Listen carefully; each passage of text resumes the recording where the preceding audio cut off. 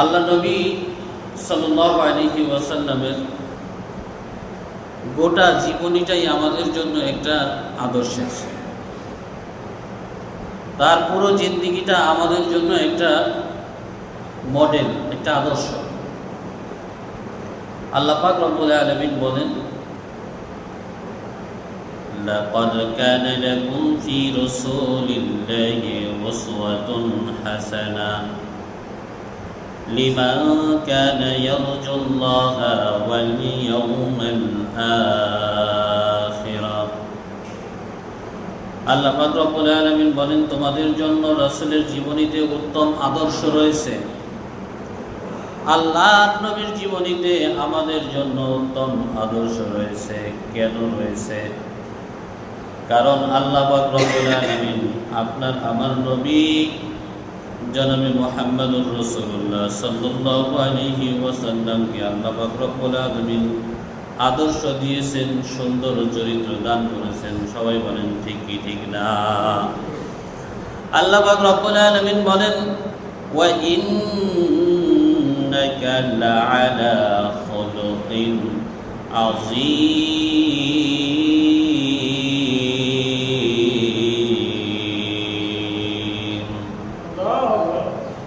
আল্লাহ পাক রব্বুল আলামিন বলেন, আমার পয়গম্বর বিশ্বনবী মুহাম্মদুর রাসূলুল্লাহ সাল্লাল্লাহু আলাইহি ওয়াসাল্লামকে আমি উত্তম আদর্শ দিয়েছি এবং উত্তম চরিত্র দান করেছি। এই জন্য আল্লাহ নবী সাল্লাল্লাহু আলাইহি ওয়াসাল্লামের আদর্শ যদি কেউ গ্রহণ করে তাহলে সে আদর্শ মানুষ হবে।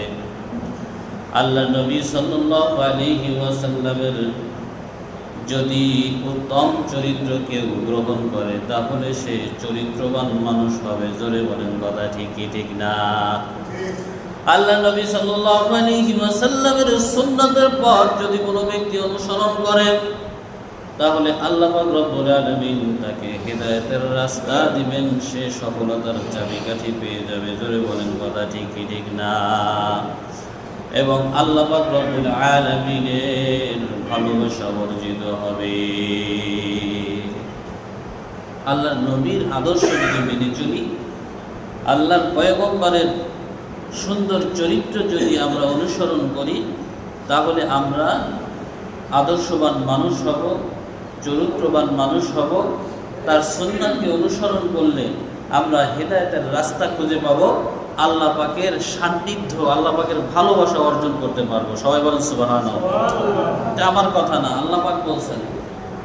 আল্লাহ পাক রব্বুল আলামিন বলেন, قُلْ إِن كُنتُمْ تُحِبُّونَ اللَّهَ فَاتَّبِعُونِي يُحْبِبْكُمُ اللَّهُ وَيَغْفِرْ لَكُمْ ذُنُوبَكُمْ وَاللَّهُ غَفُورٌ رحيم।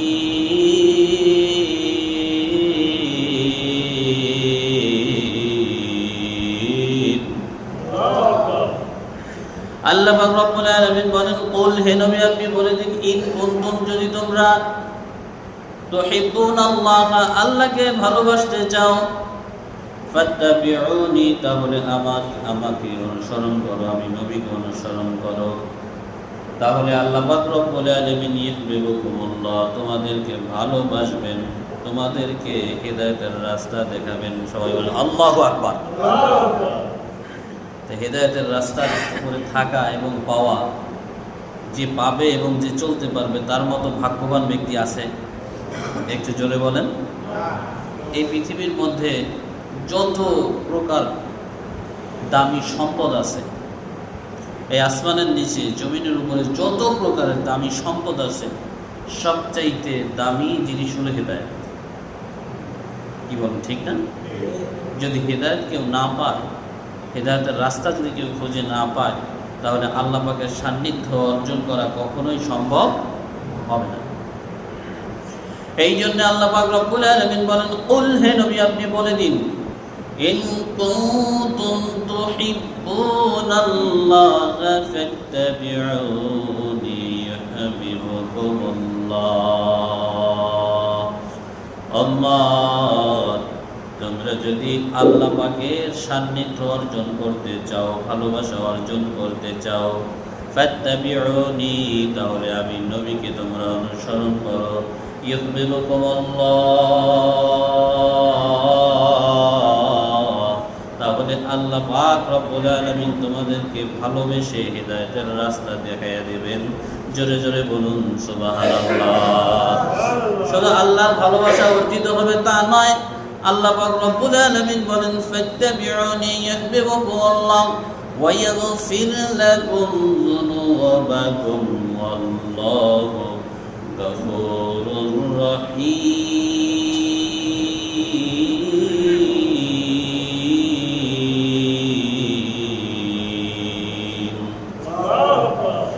আল্লাহ পাক রব্বুল আলামিন বলেন নবীর ভালোবাসা অর্জন হলে আমি আল্লাহ পাকের ভালোবাসা অর্জন হবে, এটা তো তোমরা পাবেই।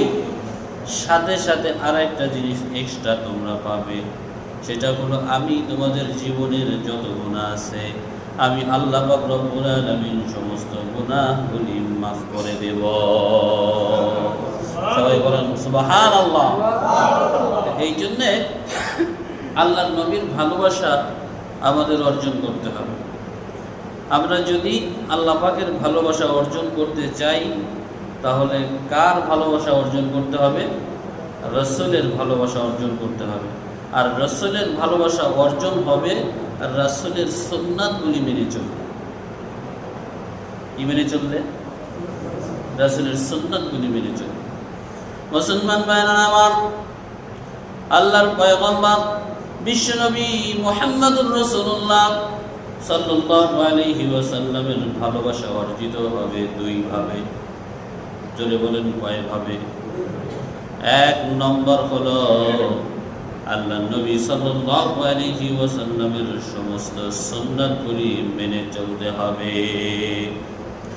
যদি আপনি রাতের বেলায় ঘুমান, ওই ঘুম থেকে শুরু করে রাসূলের সুন্নাত দিয়ে শুরু করতে হবে। আর যদি আপনি দিন থেকে শুরু করেন তাহলে ঘুম থেকে উঠে সর্বপ্রথম রাসূলের সুন্নাত দিয়ে দিনটা শুরু করতে হবে। আপনি যখন রাতের বেলা ঘুমাতে যাবেন রাসূলের সুন্নাত দিয়ে ঘুম শুরু হবে, আবার ঘুম থেকে উঠে রাসূলের সুন্নাত দিয়ে দিন শুরু হবে।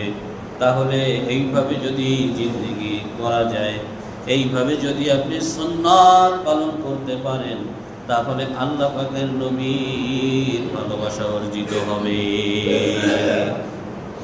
রাতের বেলায় আমি যখন ঘুমাবো তখন দোয়া পাঠ করে ঘুমাবো, সুন্নাত।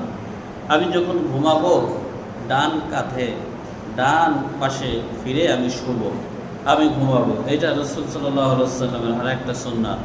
এরপর রাতের বেলায় যখন আমি ঘুমাবো আল্লাহ পাকের জিকির করতে করতে, আল্লাহ পাকের স্মরণ করতে করতে আমি ঘুমাবো।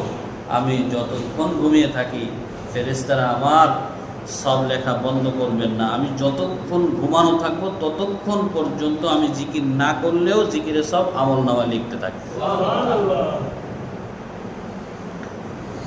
তারপরে যদি আমি রাতের বেলার কথা বাদ দিলাম, যদি ঘুম থেকে উঠি এরপর থেকে যদি আমি সুন্নাত পালন করার চিন্তা করি তাহলে আমি দোয়া পাঠ করে ঘুম থেকে উঠব, এরপরে ফ্রেশ হব, ওযু করব, এরপরে নামাজের উদ্দেশ্যে আসব। সবচেয়ে বড় আল্লাহ পাকের হুকুম হলো নামাজ। সবচেয়ে বড় আল্লাহ পাকের হুকুম কি বলেন? নামাজ।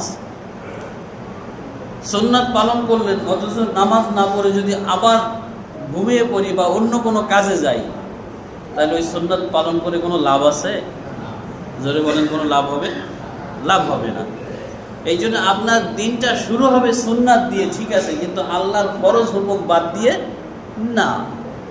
সুন্নাত ফরজের অনেক নিচের স্থান, তার মর্যাদা অনেক নিচে। সুন্নাত পালনে রাসূল খুশি হবেন আর ফরজ পালনে খুশি হবেন কে? আল্লাহ। তাহলে এখন সুন্নাত পালন করতে যে যদি এখন ফরজ নামাজই না পড়ি তাহলে ওই সুন্নাত পালন করে কোনো লাভ হবে? লাভ হবে না। এই জন্যে রাসূলের সুন্নাত আমরা দিনের শুরু ভাগে শুরু করব। আমার যখন সুবিধা হয় তখনই আমি সুন্নত পালন দিয়ে শুরু করব। এই জন্য সুবিধাবাদ আবার জিন্দাবাদ নয়, যেটা ভালো লাগলো করলো, যেটা ভালো লাগলো না করলাম না, এমনটা হবে না। আমার সব সুন্নাতগুলো মানার জন্য চেষ্টা থাকতে হবে। জোরে বলেন, কথা ঠিকই ঠিক না? এই সব চেষ্টাগুলো যদি আমরা করতে পারি তাহলে রাসূলের ভালোবাসা অর্জিত হবে। আল্লাহর নবী সাল্লাল্লাহু আলাইহি ওয়াসাল্লাম হাদিসে পাকের মধ্যে বলেছেন, মান আহাব্বা সুন্নতি ফাকাদ আহাব্বানি ওয়া মান আহাব্বানি কানা মাই ফিল জান্নাহ। যে ব্যক্তি আমার সুন্নাতকে ভালোবাসবে কেমন যেন তারা আমি নবীকে ভালোবাসবে। আর যারা আমাকে ভালোবাসবে কিয়ামতের ময়দানে আমি নবী যেই জান্নাতের মধ্যে থাকবো, আমার সুন্নাত পালনকারী উম্মতেরাও ঠিক একই জান্নাতের মধ্যে থাকবে। আল্লাহর পয়গম্বর হাদিসে পাকের মধ্যে আরেকটি হাদিসে ঘোষণা করেছেন, মান আহাব্বা সুন্নতি ইনদা ফাসাদি উম্মতি ফালাহু আজরু মিয়াতি শাহীদ। আল্লাহর পয়গম্বর বলেন, শেষ জামানা এমন একটা সময় যে সময় সুন্নাত মানুষের থেকে পালন করা একেবারে উঠেই যাবে। সুন্নাতের ধারে কাছে মানুষ আসতে চাবে না, কারণ মানুষের কাছে সুন্নাত বিপরীতটা ভালো লাগবে, সুন্নাতের জিনিসটা ভালো লাগবে না। কি বলেন, ঠিক না? রাসূল সাল্লাল্লাহু আলাইহি ওয়াসাল্লামের যুগটা ছিল সোনালী যুগ। ওই সময় মানুষ সুন্নাত পালন করার জন্য নিজের বড় একটা অংশ ত্যাগ করতে দ্বিধাবোধ করতো না। অনায়াসে নিশ্চিন্তে সুন্নাত পালনের জন্য যদি আমার লসও হয়, লস স্বীকার করতে তারা দ্বিধাবোধ করতো না, কোনো সংশয় সন্দেহ দিলের ভিতরে তৈরি হতো না। কিন্তু এখন আমাদের একটা এমন সময় চলছে, যদি আমার 500 টাকা বাঁচে আর যদি একটা সুন্নাত নষ্ট হয়ে যায়, যাক। কথা বলেন, ঠিকই। এই এমন একটা সময় আমরা এখন রয়েছি। এই জন্য বিশ্বনবী সাল্লাল্লাহু আলাইহি ওয়াসাল্লাম আমাদেরকে আগাম জানিয়ে দিয়েছেন যে আমি যখন থাকবো না, সোনালী যুগ থাকবে না, সাহাবীরা থাকবে না, তাবিনরা থাকবে না, তাবে তাবিনরা থাকবে না, আইম্মায়ে মুস্তাহিদিনগণ থাকবে না, মুফাসসিরিন কিরাম থাকবে না, কেউ থাকবে না। তখন এই উম্মতের অবস্থা কোন পর্যায়ে পৌঁছে যাবে? এরা সুন্নাত বিলীন হতে হতে হতে হতে এমন একটা অবস্থা হয়ে যাবে, তার শরীরের দিকে তাকালে সে যে উম্মত কি উম্মত না, রাসূলের আর খাঁটি উম্মত কি উম্মত না, এটাই চেনা যাবে না। এই জন্য আল্লাহ নবী সাল্লাল্লাহু আলাইহি ওয়াসাল্লাম বলেছেন, মান আহাব্বা সুন্নতি ইনদা ফাসাদি উম্মতি, মান আহাব্বা সুন্নতি ইনদা ফাসাদি উম্মতি ফালাহু আজরু মিয়াতি শাহীদ।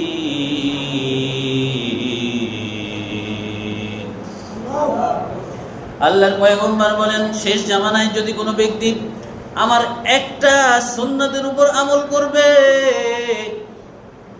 একজন মুসলমান, খাঁটি মুসলমান এমন যদি হয়, এর সঙ্গে আরো 100 জন মুসলমান যুক্ত হয়ে আল্লাহর দ্বীন প্রতিষ্ঠা করার জন্য জিহাদের ময়দানে যদি তারা অবতীর্ণ হয়, এই 100 জন যদি আল্লাহর রাস্তায় শহীদ হয়ে যায়, তাহলে যেই পরিমাণ সওয়াব একত্রিত হবে, জমা হবে, একজন ব্যক্তি যদি একটা সুন্নাত পালন করে, ওই 100 গলা কাটা শহীদের সওয়াব ওই ব্যক্তির আমলনামায় জমা হয়ে যাবে। তাহলে 100 গলা কাটা শহীদের সওয়াব জমা হবে যদি একটা সুন্নাত পালন করা যায়।